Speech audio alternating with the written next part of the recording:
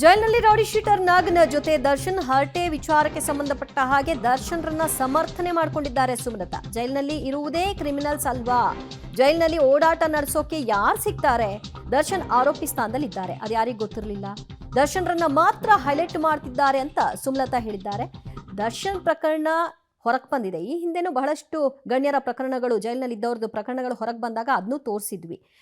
ಅಂತಹ ಸಂದರ್ಭದಲ್ಲೇನೆ ವ್ಯವಸ್ಥೆಯನ್ನು ಸರಿಪಡಿಸಿ ಅಂತ ಕೇಳುವಂತಹ ಅವಕಾಶಗಳು ಸಿಗೋದು, ಅದನ್ನೇನು ವಿಶೇಷಾರ್ಥ ಕಲ್ಪಿಸೋದು? ದರ್ಶನ್ ಅವರು ಆರೋಪಿ ಸ್ಥಾನದಲ್ಲಿ ಇರೋರು, ಅವರು ಖಂಡಿತ ಇನ್ನೂ ಅವ್ರನ್ನ ಕನ್ವಿಕ್ಷನ್ ಆಗಿರಲಿಲ್ಲ. ಜೈಲಲ್ಲಿ ನಿಮಗೆ ಉಳಿದವ್ರನ್ನ ನೀವು ನೋಡಿಕೊಂಡ್ರೆ ನೀವು ದರ್ಶನ ಮಾತ್ರ ಪಿನ್ ಪಾಯಿಂಟ್ ಮಾಡಿ ನೋಡ್ತಾ ಇದ್ದೀರ. ಒಂದು ಸೈಡಲ್ಲೂ ಫೋಕಸ್ ಮಾಡಿ, ನಿಮ್ಗೆ ಗೊತ್ತಾಗುತ್ತೆ ಅಲ್ಲಿ ಯಾರಿದ್ದಾರೆ, ಏನೇನು ನಡೀತಾ ಇದೆ. ಜೈಲಲ್ಲಿ ಯಾರಪ್ಪ ಇರ್ತಾರೆ? ಜೈಲಲ್ಲಿ ನಿಮಗೆ ಇನ್ಯಾರು ಸಿಗ್ತಾರೆ ಜೊತೆಲಿ ಓಡಾಡೋಕ್ಕೆ? ಜೈಲಲ್ಲಿ ಇರೋದೇ ಕ್ರಿಮಿನಲ್ಸ್ ಅಲ್ವಾ? ಜೈಲಲ್ಲಿ ಅವರ ಜೊತೆಲಿ ಇರೋರ ಜೊತೆಲಿ ಮಾತಾಡದೆ ಇನ್ಯಾರು ಸಿಗ್ತಾರೆ? ಅಂತಲ್ಲ, ಯಾವುದೋ ಒಂದು ತಪ್ಪು ಮಾಡಿದವ್ರೆ ತಾನೇ ಹೇಳೋದು. ಅವ್ರು ಜೈಲಲ್ಲಿ ಇನ್ಯಾರನ್ನೂ ಮಾತಾಡಿಸಬಾರ್ದು ಅನ್ನೋ ರೀತಿಯಲ್ಲಿ ಹೇಳ್ತಾ ಇದ್ದಾರೆ. ಸಂಬಂಧಪಟ್ಟ ಅಧಿಕಾರಿಗಳನ್ನ ಕೇಳಬೇಕಾಗಿರೋ ಪ್ರಶ್ನೆ ಅಲ್ವಾ? This is the mistake of the authorities. ನೀವು ಆವಾಗ ಬಿಡ್ತಾ ಇದ್ದೀರಲ್ಲ, ಅವ್ರನ್ನ ಈಗ ಸಸ್ಪೆಂಡ್ ಮಾಡಿದ್ದಾರೆ ಅನಿಸುತ್ತೆ. ಸೊ ಖಂಡಿತ ಇದಕ್ಕೆ ಜವಾಬ್ದಾರಿ ಆ ಸಂಬಂಧಪಟ್ಟ ಅಧಿಕಾರಿಗಳು, ಆ ಸಂಬಂಧಪಟ್ಟ ಇಲಾಖೆ, ಆ ಸಂಬಂಧಪಟ್ಟ ಒಂದು ಸಚಿವಾಲಯ ಅವ್ರು ತಗೊಳ್ಬೇಕಾಗಿರೋ ಇದಕ್ಕೆ ಜವಾಬ್ದಾರಿ. ಈ ಬಗ್ಗೆ ಮತ್ತಷ್ಟು ಮಾಹಿತಿ ಪಡೆಯೋಣ ನಮ್ಮ ಪ್ರತಿನಿಧಿ ಧನುರಿಂದ. ಧನು, ಅವರ ಗೆಳೆಯರೇ ಕೆಲವರು ಈ ಪ್ರಕರಣ ಹೊರಗೆ ಬಂದಾಗ ಮಾತನಾಡಿದ್ರು. ದರ್ಶನ್ ಸುತ್ತಮುತ್ತ ಒಳ್ಳೆಯ ಗೆಳೆಯರಿದ್ರು, ಸ್ನೇಹ ಬಳಗ ಇತ್ತು. ಈಗಿರೋರು ಬರೀ ರೌಡಿ ಶೀಟರ್ಗಳ ರೀತಿ ವರ್ತನೆ ಮಾಡೋರು, ಅಂಥವರಿಂದಲೇ ದರ್ಶನ್ ಹಾಳಾದ್ರು ಅಂತ. ಈಗ ಮೇಡಮ್ ಅದನ್ನೇ ಸಮರ್ಥಿಸ್ಕೊಳ್ತಾರೆ. ಹಾಗಿದ್ರೆ ಕ್ರಿಮಿನಲ್ಗಳ ಜೊತೆಗೆ ದರ್ಶನ್ ಕೂಡ ಒಬ್ಬ ಕ್ರಿಮಿನಲ್, ಆರೋಪಿ ಅಂತ ಹೇಳ್ತಾ ಇದ್ದಾರೆ, ಆದ್ರೂ ಕೂಡ ಅವರು ಒಬ್ರು ಕ್ರಿಮಿನಲ್ ಅನ್ನೋದನ್ನ ಹೇಳ್ತಾ ಇದ್ದಾರೆ ಇಂಡೈರೆಕ್ಟ್ ಆಗಿ.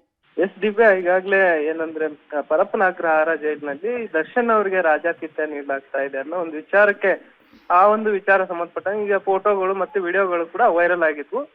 ಈ ಒಂದು ಸಂದರ್ಭದಲ್ಲಿ ಈಗಾಗಲೇ ಆ ಪ್ರಕರಣಕ್ಕೆ ಸಂಬಂಧಪಟ್ಟಂತೆ ಸಾಕಷ್ಟು 9 ಜನಗಳ ಒಂದು ಜೈಲಾಧಿಕಾರಿಗಳನ್ನ ಕೂಡ ಈಗ ಸಸ್ಪೆಂಡ್ ಮಾಡಿರ್ತಕ್ಕಂಥದ್ದು. ಈ ಸಂದರ್ಭದಲ್ಲಿ ಈ ಒಂದು ವಿಚಾರಕ್ಕೆ ಸಂಬಂಧಪಟ್ಟಂತೆ ನಟಿ ಹಾಗೂ ಮಾಜಿ ಸಂಸದೆ ಸುಮಲತಾ ಕೂಡ ಪ್ರತಿಕ್ರಿಯೆಯನ್ನ ನೀಡಿರ್ತಕ್ಕಂಥದ್ದು.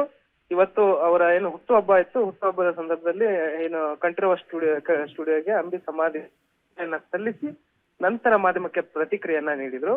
ಈ ಒಂದು ಸಂದರ್ಭದಲ್ಲಿ ನಟ ದರ್ಶನ್ರನ್ನ ಈ ಒಂದು ರೇಣುಕಾಸ್ವಾಮಿ ಕೊಲೆ ಪ್ರಕರಣದಲ್ಲಿ ಆರೋಪಿ ಆದಂತ ದರ್ಶನ್ರ ಪರವಾಗಿ ಬ್ಯಾಟಿಂಗ್ ಅನ್ನ ಬೀಸಿರ್ತಕ್ಕಂಥದ್ದು, ಅವರ ಪರ ವಹಿಸಿಕೊಂಡು ಮಾತಾಡಿರ್ತಕ್ಕಂಥ ಅಂದ್ರೆ ಜೈಲಿನಲ್ಲಿ ಈ ಒಂದು ರೌಡಿ ಶೀಟರ್ ಜೊತೆ ಕೂತ್ಕೊಂಡು ಮಾತಾಡಿರೋದು ಅದು ತಪ್ಪು ಅಲ್ಲ ಅನ್ನೋ ಒಂದು ರೀತಿಯಲ್ಲಿ ಸಮರ್ಥಿಸಿಕೊಂಡಿರ್ತಕ್ಕಂಥದ್ದು.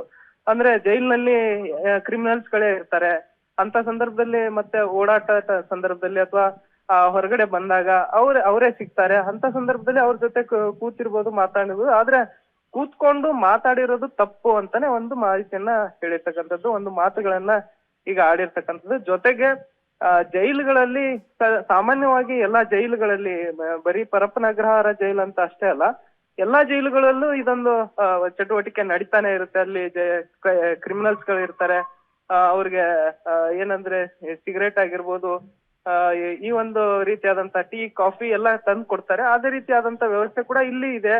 ಆ ಒಂದು ಸಂಬಂಧಪಟ್ಟಂತೆ ಈಗ ಅಧಿಕಾರಿಗಳು ಕೂಡ ಸಸ್ಪೆಂಡ್ ಆಗಿರ್ತಕ್ಕಂಥದ್ದು. ಜೊತೆಗೆ ಅವ್ರನ್ನ ಈಗ ಈ ಪರಪ್ಪನಗರ ಜೈಲಿನಿಂದ ಹಿಂಡಲ್ಗ ಮತ್ತು ಬಳ್ಳಾರಿ ಜೈಲು, ಈ 2 ಜೈಲಿಗೆ ಅವ್ರನ್ನ ಈಗ ಶಿಫ್ಟ್ ಮಾಡೋ ವಿಚಾರ ಬಗ್ಗೆ ಕೇಳಿದಾಗ ಕೂಡ ಇದ್ರ ಬಗ್ಗೆ ಮಾಹಿತಿ ಇಲ್ಲ, ನಾನು ಇದ್ರ ಬಗ್ಗೆ ಮಾಹಿತಿಯನ್ನ ತಿಳ್ಕೊಂಡು ಮಾತನಾಡ್ತೇನೆ ಅನ್ನೋ ಒಂದು ಮಾತನ್ನ ಹೇಳಿರ್ತಕ್ಕಂಥದ್ದು. ಥ್ಯಾಂಕ್ ಯು ಧನು, ನಿಮ್ಮೆಲ್ಲ ಮಾಹಿತಿಗೆ. ದರ್ಶನ್ ಹೊರಗಿರ್ಲಿ ಅಥವಾ ಒಳಗಿರ್ಲಿ, ಅವ್ರ ಆಯ್ಕೆ ಮಾಡ್ಕೊಳ್ಳುವಂತಹ ವ್ಯಕ್ತಿಗಳು ಇಂಥವ್ರೆ ಅನ್ನೋದು ಅವ್ರಿಗೆಲ್ಲ ಕ್ಯಾಶುಯಲ್ ಆಗಿರ್ಬೇಕಾದ್ರೆ ನಮ್ಗೆ ಯಾಕೆ ಆಶ್ಚರ್ಯ ಆಗ್ಬೇಕು?